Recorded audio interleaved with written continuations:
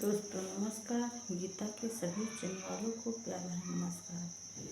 तो गीता जी एक देवी गीत सुनाने जा रही हैं, आप लोग सुनिए। गीता जी के भी चैनल पे ध्यान दीजिए, लाइक करना, सब्सक्राइब करना, लाइक कर दबाना नहीं भूलना। तो सुनो, आप लोग सुनिए।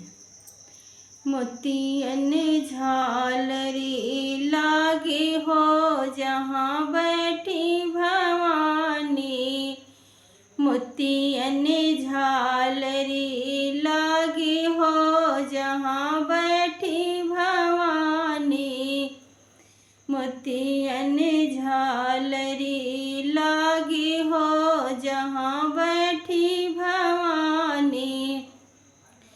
नाम रे मैया के महला दो महला, नाम मैया के मोरे महला दो महला, लगवे कहाँ महले वाली हो जहाँ बैठी भवानी, लगवे कहाँ महले वाली हो जहाँ बैठी भवानी, मोतियन झालरी लागी हो जहाँ बैठी भवानी।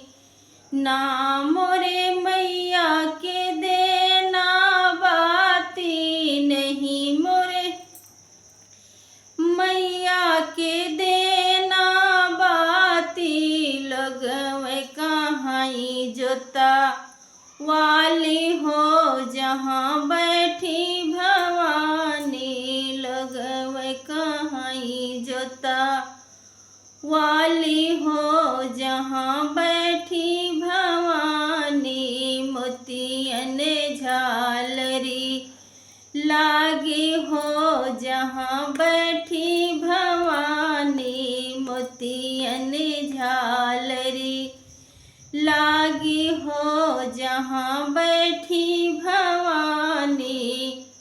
नाम रे मैया के लड़ी के बाले, नहीं मोरे मैया के लड़ी के बाले, लगवे कहाँ महातारी हो जहाँ बैठी भवानी, लगवे कहाँ महातारी हो जहाँ बैठी भवानी, मोतियन झालरी लागी हो जहाँ बैठी भवानी, मोतियन झालरी लागी हो जहाँ बैठी भवानी।